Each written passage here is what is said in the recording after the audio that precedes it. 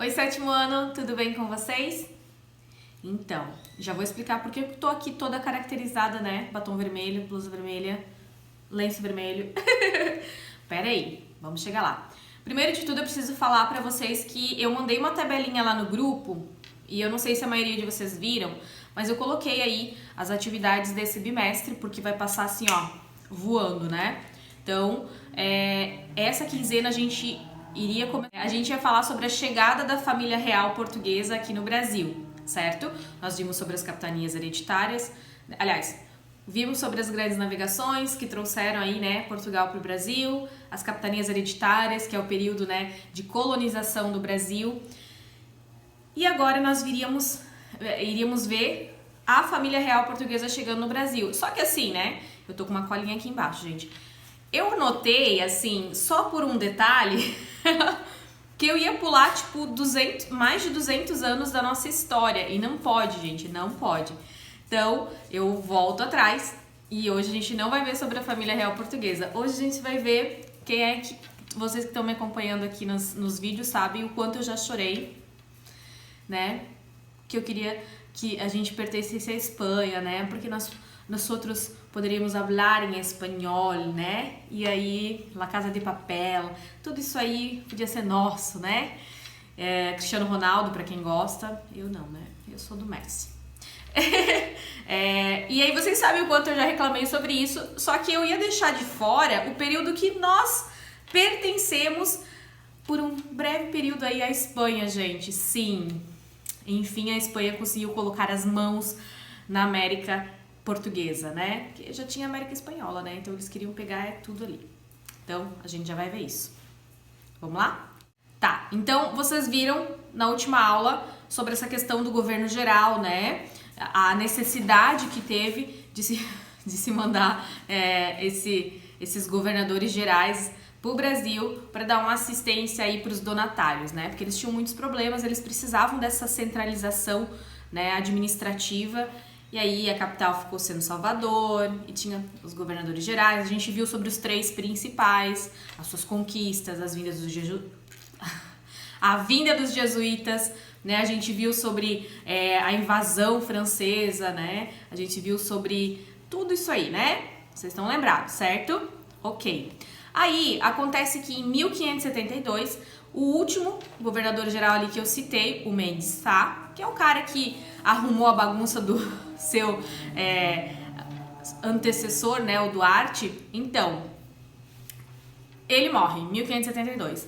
Aí, a coroa portuguesa, né, manda mais um governador geral. Ok.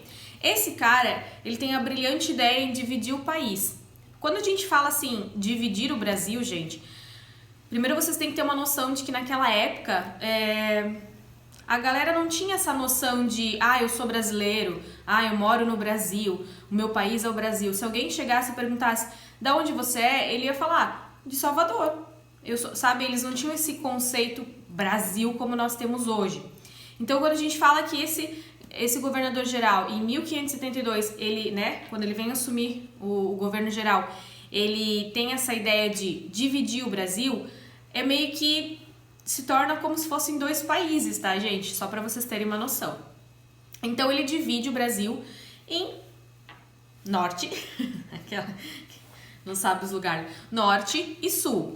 É isso. Ele divide, então, o país dessa forma, porque lembram, o tamanho do Brasil é, assim, gigantesco. Eles não têm como controlar tudo isso. Então, eles pensam dessa forma que daí assim, a gente consegue controlar melhor. Ok, então ele faz isso. Essa divisão, gente, ela vai ficar, então, o norte tem a capital em Salvador e o sul tem a capital no Rio de Janeiro. Essa divisão vai ficar até 1580. Então é pouco tempo, né? Ali 8 anos dessa divisão, porque lá em 1580 acontece algo bem inusitado. Chama a União Ibérica. Vou botar aqui, em algum lugar da tela. Eu mostro aqui, depois eu boto aqui. Enfim, em algum lugar vai estar aí. União Ibérica. Primeiro vocês precisam entender que ibérico, União Ibérica, quando a gente fala em povos ibéricos, a gente está falando de Espanha e Portugal. Eu vou botar o mapa aqui para vocês verem. A Espanha e Portugal, tipo, ficam no mesmo pedaço aí, né? Quando a gente olha no mapa, eles são vizinhos aí, né? De território. Então, eles se chamam assim porque tem o Estreito Ibérico aí. Eu vou botar também aí alguma imagem, alguma coisa que vocês consigam entender. E aí eles se unificam. De que forma? Gente, eu não vou ficar citando milhares de nomes aí pra vocês se confundirem. Vocês só precisam entender que o rei de Portugal, naquela época, ele morreu em combate. Porque naquela época, os reis, eles saíam em combate. Quem já assistiu filmes medievais sabe, né? Sai o rei e tal, e ele vai lá e luta, tudo numa boa. E ele morre em combate. E ele não tinha filhos ainda, né? Existe uma divergência se ele tinha 18 anos, 24 anos, enfim, só sei que ele não tinha filhos. Então, quem que ia ficar com o trono? Aí, o parente mais próximo teria que ficar. Só que o parente mais próximo dele, gente, era um cardeal, era um padre, basicamente. Então, o cara não podia ter filhos, né? Porque tinha essa questão do celibato. Aí, eles pedem autorização, né? Lá pro Papa, se ele podia, então, pelo menos fazer um filho, para poder... Não deixaram. E ele morre em seguida, e novamente Portugal fica sem um rei. E isso é péssimo, gente, para aquela época, não tem condições de ficar sem um rei, vocês sabem disso, né? E aí, era para assumir uns caras lá que eles não gostavam, aí a Espanha gentilmente, sugeriu assim, então, vizinho, já que a gente é amigo, parceiro, ó, tamo junto, então, o que vocês acham da gente governar vocês? Olha só, eu não vou mudar nada, absolutamente nada aí em Portugal. Vocês vão ter a mesma moeda, assim, não vai mudar nada. A única coisa que vai mudar é que agora eu sou o rei de vocês também, né? E vocês vão ter que pagar um pouco de impostos aí pra mim, óbvio, né? Então vocês têm noção, gente. Assim, ó, o Brasil, tudo que era produzido no Brasil, lembram? Os donatários já tinham que enviar os impostos para a coroa portuguesa. Agora, teria que ter impostos para a coroa portuguesa e da coroa portuguesa e ainda, sabe, ir para a Espanha. Então imagina o quanto de impostos. O que a gente paga hoje de imposto é absurdamente alto, porque já vem dessa época. Olha a mentalidade, gente. Então, assim, Portugal aceitou, né? E aí a gente chama que esse período foi o período da União Ibérica. E aí os caras então começam a mandar na gente. Por isso que eu disse, agora, enfim, nesse período, esse curto período, nós somos espanhóis também. Eu escolho ser espanhol. Gente, e aí nós vamos ver que nesse período, lógico, né, eles governam Portugal e, consequentemente, governam todos os territórios de Portugal. E o Brasil é um território de Portugal. E aí eles começam a comandar algumas coisas aqui, e aí eles mudam essa divisão. Eu tenho uma colinha aqui, vamos lá. Então, 1580 acontece essa mudança aí de poder, né? Espanha comanda nós. Em 1621, o Brasil foi dividido em 2 estados. Gente, cada divisão. Estado do Brasil, vocês estão entendendo, né? Lembra que não tem esse conceito ainda de país, né? É só um território. Então, Estado do Brasil e Estado do Maranhão. E assim foi até 1775. Olha só como eu lembro, não precisa nem olhar na cola, só que não. Gente, então esse período ficou aí dividido o Brasil. Então, se você encontrasse a galera lá, né, do Maranhão, tipo, qual é o teu país? Maranhão, né? Então, assim, é uma confusão, gente. Vocês vão ver que o Brasil vai passar pelo estágio de ser Estados Unidos do Brasil. Tem um monte de coisa arada, assim, que vocês ainda vão ver. Mas, de qualquer forma, esse foi um período em que a Espanha nos governou. A Espanha tinha uma rixa muito forte com os holandeses, tá? Na verdade, a Espanha passava a ser, nesse período, assim, um dos países mais poderosos. Uma nação poderosíssima, gente. Porque ele dominava geral. Que ele ficou com os territórios deles, que já não era pouco, e ainda ficaram com o de Portugal. Os holandeses, eles queriam derrubar a Espanha, mas eles também não eram bobos. Eles não tinham como partir por um ataque direto à Espanha. Então eles começaram a atacar os territórios espanhóis. E o Brasil era um território espanhol agora, né? Sim, nós éramos espanhóis por um curtíssimo período de tempo. Aí eles começam a atacar o Brasil. atacar, invadir, né, gente? Até porque eles queriam as nossas riquezas. Sim, o Brasil era muito desejado, né? Então eles vieram, acho que eles ficaram, acho não, né? Eles ficaram no Nordeste ali porque, na verdade, as riquezas giravam em torno do Nordeste, porque a gente está falando no período colonial do Brasil, onde a cana-de-açúcar era muito, muito, muito, muito, muito, muito valorizada. Então o Nordeste era basicamente só cana-de-açúcar, os grandes engenhos e tudo mais. E aí os holandeses começaram a dominar esses lugares aí. Por que é importante esse período, gente, da história do Brasil? Porque é nesse período que os bandeirantes surgem. Os bandeirantes eram, né, ali da região de São Paulo. E eles seriam, sabe, como é que eu vou definir o que seriam os bandeirantes, gente?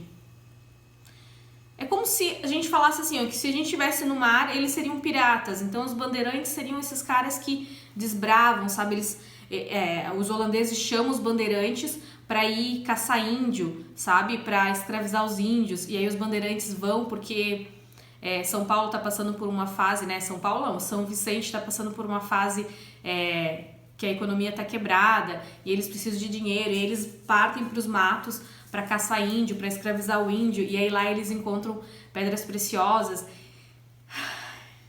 É muita história, gente. A gente não vai entrar a fundo nisso, mas é muito importante sim. Então os holandeses, sem querer, querendo, eles vieram para cá invadir o Brasil e acabou que, além do nosso território aumentar, porque os bandeirantes foram desbravando os matos e foram aumentando, né? Foram pegando o que seria da Espanha, certo? Lembra? Que Portugal era só um tiquinho, o resto tudo da Espanha. Só que os bandeirantes foram pro mato, não tinha uma demarcação, não tinha uma cerca que dizia, ó, aqui é Portugal, aqui é Espanha. E aí eles foram tomando esse território, o Brasil foi aumentando o seu tamanho territorial. Aí o que a gente precisa saber, gente, desse período? Que o período colonial do Brasil colônia, né, é chamado assim porque é colonização, gente. É o período em que o Brasil foi colonizado, né? Lembram que o rei Dom João III? Dom João III envia esses caras, né, os donatários, para colonizar aqui o Brasil. Por quê? Para evitar que outros povos viessem. A escolha da cana-de-açúcar não é só porque ela era valorizada, mas também porque o seu cultivo demoraria 1 ano. Então eles plantavam, demoraria 1 ano para eles conseguirem colher e fazer o açúcar. Então nesse período eles teriam que estar ali cuidando da terra, então fixar a moradia, colonizar. Enquanto eles estão ali, ninguém pode invadir. Era basicamente assim que funcionava naquela época, gente. Você conquistou aquele território, beleza, mas você tem que estar morando ali, senão alguém pode vir e é de quem estiver morando. Outra herança nossa, quando a gente fala em MST, por exemplo, sem terras, se eles invadirem um local que está desabitado, né, os grandes latifúndios, se eles não está sendo habitada aquela terra e eles começam a morar, é disso aí que vem, gente. Então agora a terra é deles, é de quem está habitando. Então ele começa a colonizar, né? Os portugueses vêm, começa a fazer filho, começa, né, a habitar todo o Brasil, justamente por isso que é conhecido como Brasil Colônia. A economia era basicamente açucareira, certo?